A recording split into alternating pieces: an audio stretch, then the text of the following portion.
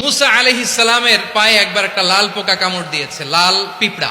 তো উনি রেগে মেগে পাশি দেখে লাল পিঁপড়ার বাসা, পা দিয়ে ডলে মুছে সবগুলো পিঁপড়া মেরে ফেলছে। এই ঘটনাটা আল্লাহ ঘটিয়েছেন এজন্য মুসা আলাইহিস সালাম তিনি আল্লাহকে জিজ্ঞেস করেছিলেন, আল্লাহ তুমি যখন কোন জনপদে আযাব পাঠাও, শাস্তি দাও, ওখানকার শুধু জালেমরাই তো মরে না, ভালো মানুষগুলাও মরে, তো আযাব দিবা মুশরিকদের উপর দিবা, অবাধ্যদের উপর দিবা, ভালো মানুষগুলারে মারো কেন? আল্লাহ বললেন, মুসা তোমার যে কামড় দিছিল পায়ের মধ্যে পিঁপড়া, কয়টা পিঁপড়া? একটা পিঁপড়া, তো সবগুলারে মারলা কেন? রেগে মেগে পুরো পিঁপড়ার বাসা ভেঙে মেসাকার করলা কেন?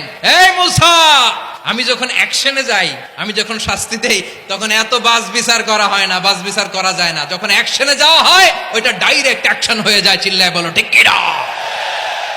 রব্বুল আলামিন বলেন, ওয়াত্তাকু ফিতনাতাল লা তুসিবান্নাল্লাযীনা যালামু মিনকুম খাসসা।